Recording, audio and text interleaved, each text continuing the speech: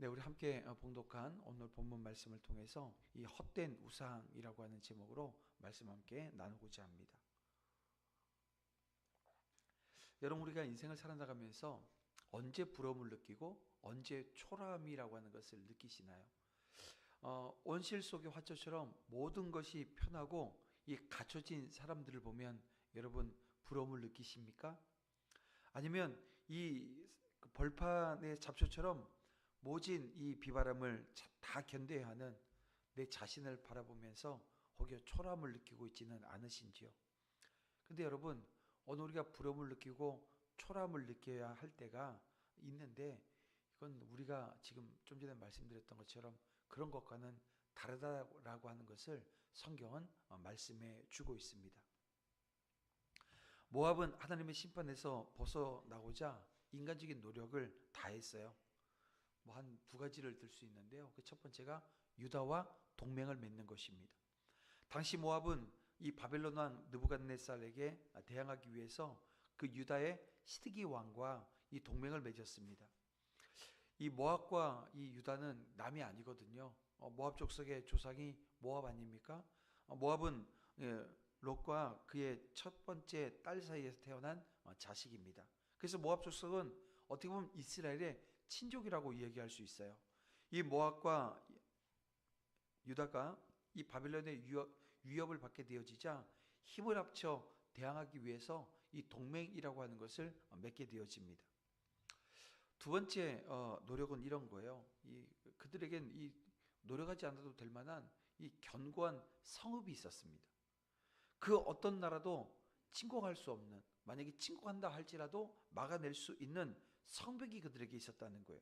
자, 오늘 보면 7절은 모압이 그들의 업적과 이 보물을 의뢰했다라고 말씀하고 있는데요. 이 동맹과 이 성벽은 모압이 이룬 어떻게 보면 든든한 업적이었습니다. 그런데 이 모압이 이런 업적을 통해서 이 외세의 침략을 막아보려고 했던 거죠.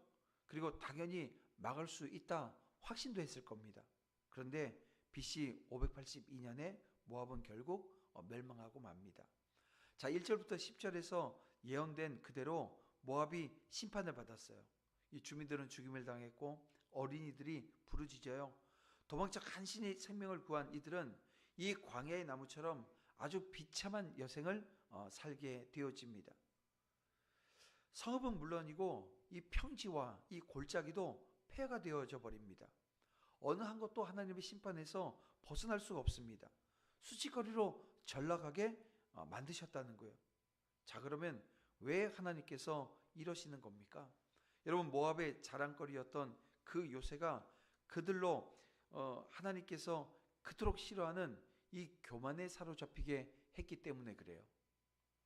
하지만 하나님께서 단지 이것 하나 때문에 그들을 세상의 수치거리로 만들어서 이 멸망시킨 것은 아닙니다.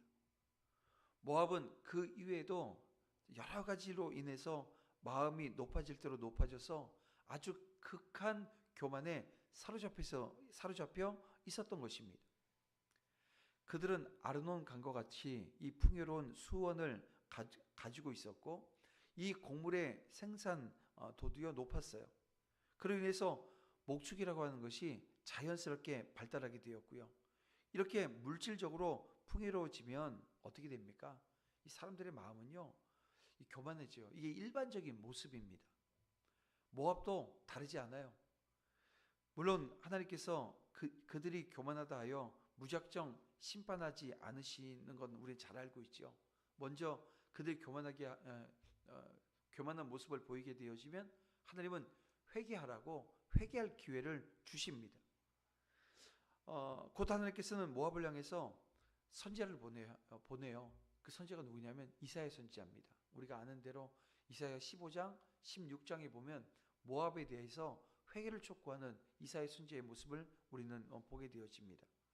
근데 그들이 선지자가 하는 말을 듣지 않습니다. 전혀 귀를 기울이지 않았고 자기들에게 말씀하시는 하나님의 권고를 어떻게 받았냐면 무시하는 것으로 일관했습니다.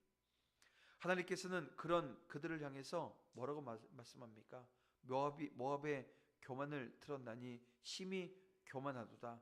그가 거만하며 교만하며 이런 모습을 그들이 보여요.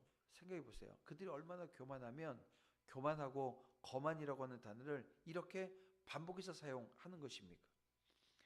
그들은 그야말로 교만 덩어리라고 해도 과언이 아닐 정도로 아주 심각한 교만에 찌들어 있었던 것입니다. 이처럼 높은 마음을 고집하는 그들의 대가로 그들이 대가로 받을 것이라고 하는 것은 다른 게 아닙니다. 낮아지는 것, 본래 있어야 할 낮은 자리로 내려가는데요. 그 내려감이 내팽겨 치듯이 내려가는 거예요. 곧 하나님의 심판 외에는 없는 겁니다. 사랑하는 성도 여러분, 우리가 성경을 읽으면 모든 악의 근원이 어디에 있다 그래요? 교만에 있다고 말씀하고 있습니다. 근데 이것이 과장된 말이 아닙니다. 우리가 알듯이 태초의 범죄, 곧 원죄라고 일컬어지는 모든 사람을 타락에 이르게 한 아담과 하와의 범죄만 해도 그렇습니다. 그들의 범죄에 이른 것은 다름 아닌 이 피조물에 불과한 자기 자리를 망각하고 누구 자리를 탐한 거예요? 하나님의 자리를 탐한 것입니다. 그렇게 하나님께서는 유독 이 교만이란 악에 대해서만큼은 철저하게 징벌하세요. 그래서 이 아담과 하와가 하나님과 같이 되고 싶은 그 마음을 갖자 그들을 징벌하셔서 하나님보다 더 높아지려고 하는 인간의 교만, 이것을 징벌하시고자 이 하나님께서는 모든 것을 무너뜨립니다. 이 바벨탑이 무너지는 것처럼 그렇게 무너뜨리고 언어도 나누어 놨어요. 그리고 본절의 말씀에 나온 이 모압 또한 이 교만의 대가로 멸망, 다시 말하면 극히 비참한 징벌을 받아야 했다는 것입니다. 이외에도 우리가 성경을 보면 정말 수많은 사건들, 많은 인물들이 그런 자리에 서 있었던 것을 보게 되어지고요. 그 결과가 어땠어요? 다 가혹했어요. 가혹할 만큼 아주 철저하게 하나님께서는 심판하셨던 것을 보게 되어집니다. 그래서 오늘 우리가 이 교만이라고 하는 것은 항상 경계해야 될 것입니다. 참으로 교만은 하나님께 버림을 받는 것이고 마침내 심판을 받을 아주 악한 것이라고 하는 것을 우리는 한시도 잊어서는 안 됩니다. 그래서 우리는 우리 마음자리, 이 마음밭을 언제나 봐야 돼요.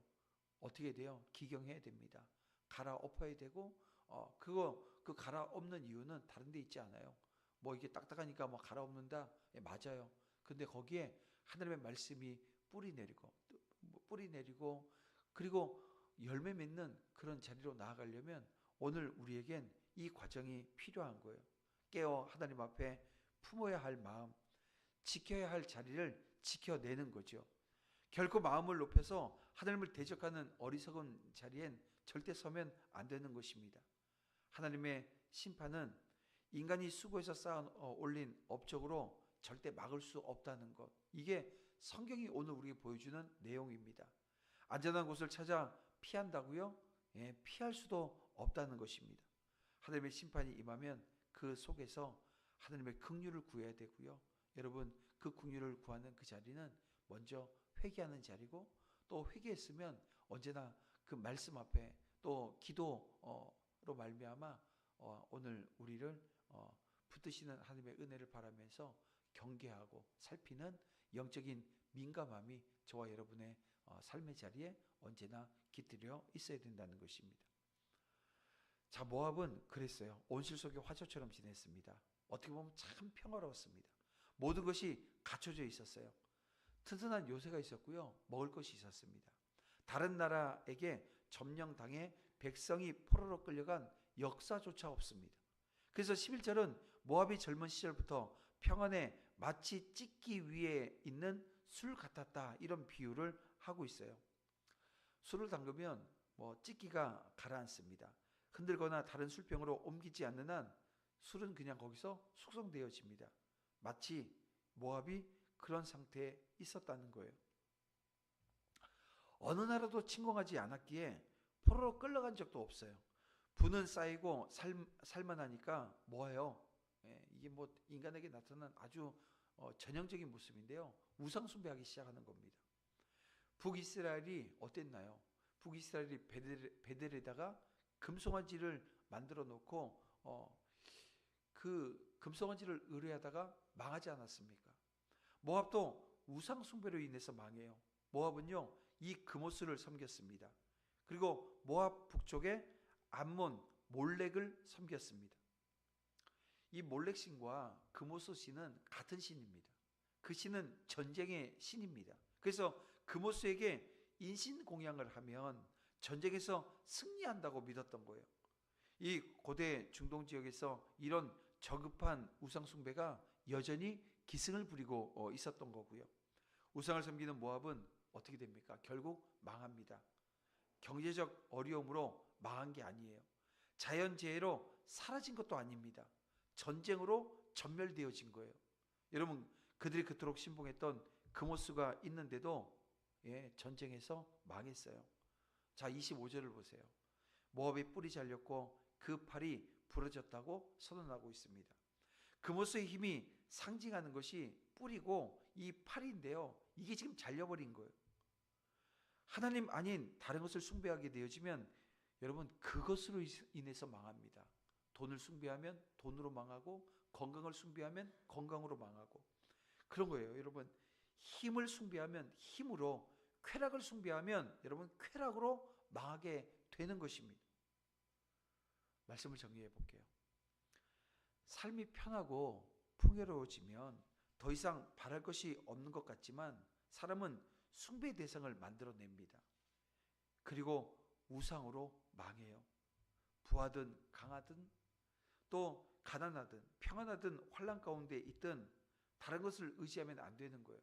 오직 하나님만 의지하는 자리에 서야 되고, 그 하나님을 바라보고 갈망하며 소망하는 자리에서 우리가 떠나게 되어지면요, 다른 것을 바라보기 시작하게 되어지면 이 망하는 길이라는 것을 우리는 성경을 통해서 봅니다. 오직 하나님만 의지하겠노라고, 하나님만 바라보겠나라고. 어제 우리 시편 125편 말씀 봤잖아요. 하나님을 의지하는 자는 흔들리지 않고 영원하다라고 하는 말씀을 우리는 읽었습니다. 여러분, 그 자리에 저와 여러분 함께 설 수 있기를 주님의 이름으로 축원함을 드립니다.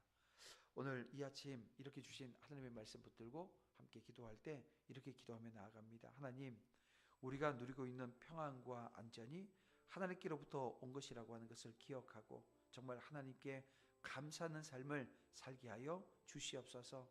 우리에게 있는 이 모든 교만과 우상 숭배를 버리고 오직 하나님만 의지하며 하나님의 긍휼과 은혜를 구하는 성도 되게 하여 주시옵소서.